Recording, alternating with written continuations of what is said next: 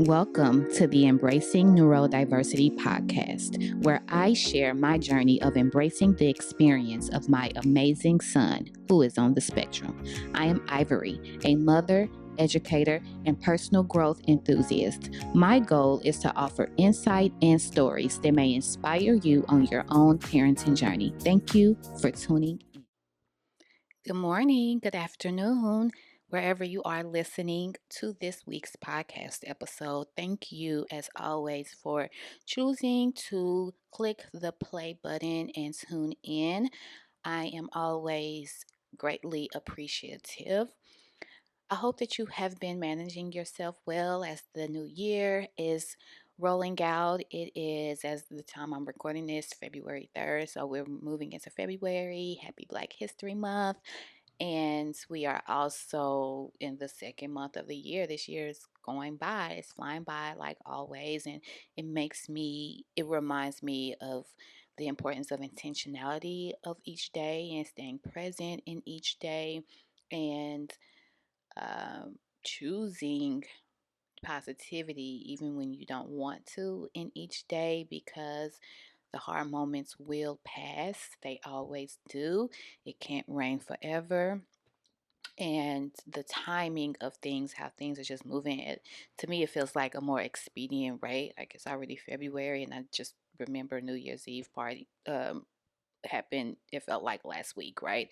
So it's just one of those things where time is to me the most valuable asset, and I try to use it intentionally while also enjoying my time and being present with family, friends, and doing the things that um, fill my soul. And so, with that, I am also reminded of the routine and the care that we provide for our children and the intentionality that we give to our children, because you look up one day and they are older and they're, growing. And so while each stage and each age of the child development, particularly for our children who are neurodiverse, is unique and different. Each phase is different. There are always like beautiful moments in each phase. I think about that a lot. I know a lot of parents can relate to this idea of like sometimes Khalil is 8 now. Sometimes I would miss when he was a baby and just could hold him. But then there was hard moments with that too, right? With the crying and the 24-hour sleep schedule of, waking up in the middle of the night to feed and change diaper and all of that. I don't miss. But I do miss his baby laugh and the cuddles and snuggles and the playfulness and the simpleness that came with having a newborn baby, and the delicacy and peacefulness of it. But then as he got older, into like those 2-3 year old age where he's a toddler, and it becomes fun because he's running and playing and he's curious and getting into things, but also there's a little bit of defiance and resistance. And um, for Khalil during that time is when I started noticing signs of his autism.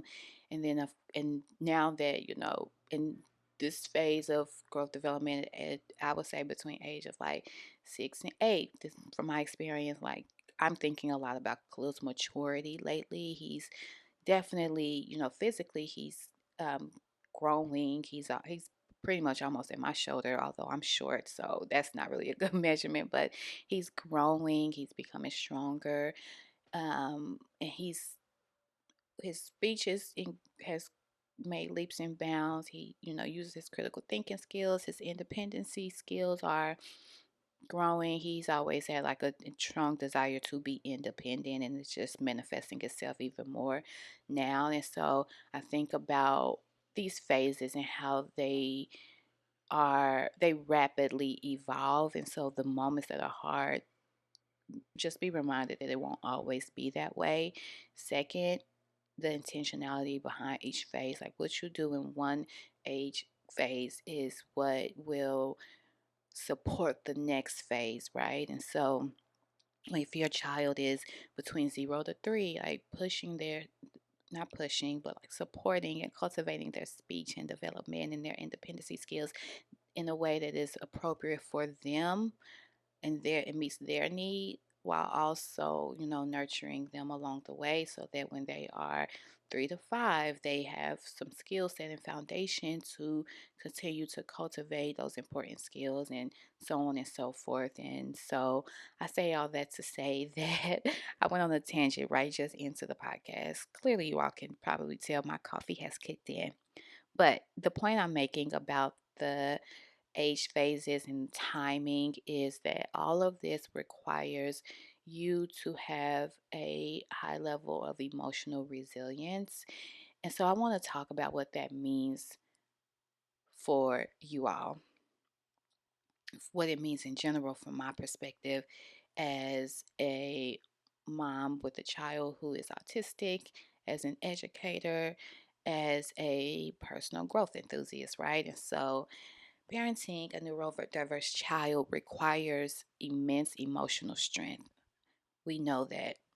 You all know I've been reading Brianna Wiest's book too, and so a lot of what I speak about in terms of emotional resilience today, and probably in episodes moving forward until I finish the book, is inspired by much of what I'm learning from her content. And so, one of the reasons why I wanted to talk about emotional strength and resilience is because she talks about in her book the importance of pausing between feeling and reacting to allow for profound insight into how you can develop healthier coping skills, right? That's something I'm really trying to think through. That is the journey of growing, is to pause, be mindful of your behaviors, and make a healthier decision when you are feeling a high level of stress or anxiety or frustration, right? And so, in this episode, we'll explore how to build emotional resistance and respond to challenges with calmness, because not only is it responding calmly, and trust me, I'm still working on it. I've come an incredibly long way. I feel like I've always been a pretty patient and calm person, but when I am probably tired or overwhelmed, or when my son is doing the most, I lose it. I can lose it too. I lose my patience. I lose all sense of like rationality, and I'm ready to like go off. I'm human too. We all have those moments, right? But the importance of remaining calm for two primary reasons. One, it helps with your own emotional and mental health. Like stress in the body becomes disease and it affects your mental health. And I don't know about you all, but I want to live a long, healthy life. And so, how do I remain calm and emotionally regulated? The second reason is because we are modeling these behaviors for our children. When you respond calmly and with tact and rationality, you teach your children to do the same. Most human beings don't do what they're told, they do what they see. So, we're going to explore some ways, some strategies, some tactics on how to respond to stressful moments with calm. So, what is emotional resilience? Emotional resilience, from my perspective, is the ability to navigate stress, adversity, and challenges while maintaining balance. Balance is the operative word here. So it doesn't mean we don't feel overwhelmed or upset. That's going to happen. You're human, you're emotional. It's not about suppressing those emotions. What it means is that we have the tools to process those emotions in a healthy way. So being aware and mindful that I'm frustrated right now or I'm overwhelmed right now, right? This is oftentimes why we give our children that language as well. Like, I'm frustrated, I'm overwhelmed, like I'm angry, I'm happy. I know I give Khalil that language because I want him to be able to articulate himself in that way. So, being aware of your emotions, acknowledging emotions, giving space for those emotions, and then choosing a healthier response to those emotions, right? That's emotional resilience from my perspective. I was reading Brianna Wiest's book, and she mentions that there is a pause between feeling and reacting. And as I've mentioned before, and so in that pause is your power. In that pause is your power. Oftentimes we want to react in the moment, especially when we're experiencing frustration. Like we want to get that frustration out and take it out on, something or someone. But the moment of pause informs like the best course of action, right? And so the pause is your power. I'm really big on being mindful about the language that I use, and so I pause often before I speak because I want to be able to say, when I speak, I want to be intentional about what I say. So, this pause is where emotional resilience lives. It's where you take a deep breath. It's where you reflect and think about your emotions and where it's coming from and what's influencing it. And then this is where you choose your response rather than reacting impulsively. One way to build emotional resilience is by developing healthy coping mechanisms. And so I want to give you all three that have supported me, and hopefully they will support you. One of them is mindful practices, right? And so I listen to a lot of meditative affirmations in the morning and the afternoon. Sometimes I play sound bowls around my house because that type of music and meditative affirmational sound, it helps you to stay grounded and regulated. So mindfulness practices are big, and it varies for each person, which is why I use the broad umbrella of mindfulness practice. For some, mindfulness practices is listening to music, your favorite music, or working out, or reading, or taking a walk, right? And so it's the thing that allows you to stay present and grounded, right? So mindful practices, something that allows you to stay present and grounded. That's number one. Number two, my favorite, self compassion.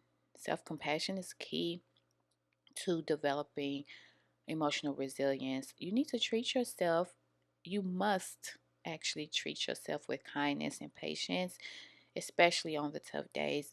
Because if you don't provide yourself with that compassion, how can you provide it to your child, right? How can you model that behavior for your child? So self-compassion is key. I'm always telling people that I care about to be kind to themselves, and I try to remind myself to do the same thing. It's harder to. I think this is probably for me one of the hardest strategies, but it's one of my favorites.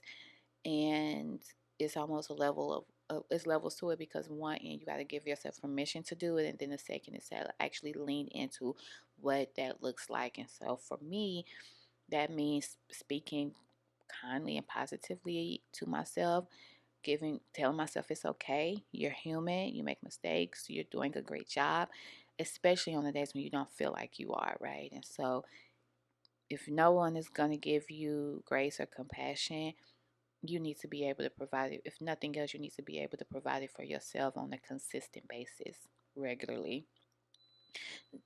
And then the third, I say this often, but I'm going to continue to reiterate it. Get you a support system. You need a community of people who support and encourage you and understand your lifestyle. They may not be able to understand what raising a child who is autistic it feels like. They may not be able to understand autism fully, right? It is not a one size fit all concept or lifestyle. But what they do need to understand is that you are a parent who loves their child deeply. That your child has learning differences and functions in the world differently, and that requires for you to show up uniquely different, and as a result they are aware that you need support, right? And so you need friends, family, loved ones, whomever you identify, who understand you and and is extending compassion to you as well. So those are my three. If you don't do anything else, do that. I want to step back and talk about emotional awareness, the power of the pause, right? Emotional awareness is another key component of resilience. When you acknowledge and name your emotions, I should say, I'm going to include myself in this, when we acknowledge and name our emotions, we take the first step towards managing them.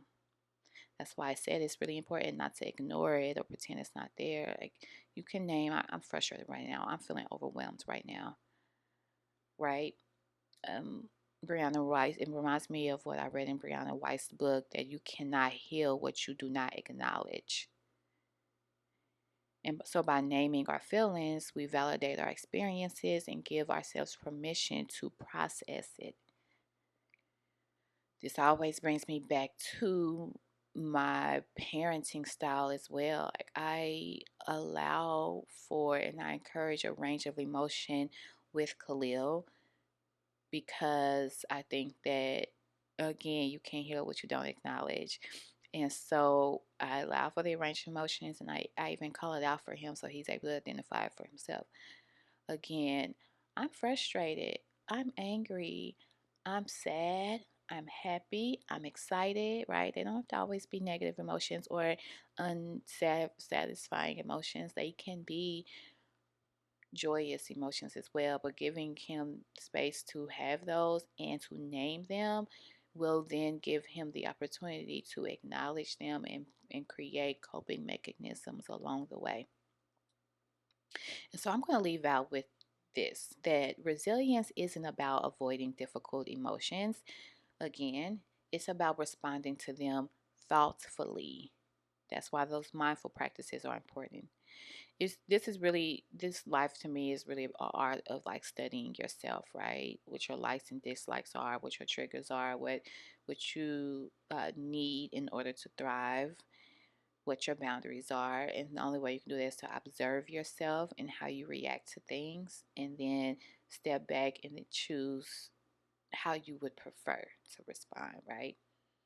And so taking a pause before reacting allows for us to choose our words and actions carefully, and it allows us to foster healthier interactions with our children, which is key. Emotional resilience is a journey, not a destination. Parenting is a journey, not a destination. And so practicing mindfulness and getting your support system in place and allowing your compassion to manifest in your life and in your child's life. And by cultivating that high level of awareness allows for us to navigate these challenges with greater strength and calmness. So as always, I want to thank you all for tuning in to this episode of Embracing Neurodiversity. And I want to remind you to check out past episodes. If this was helpful to you, please like, share, and subscribe. And until next time, take care of yourself. Bye.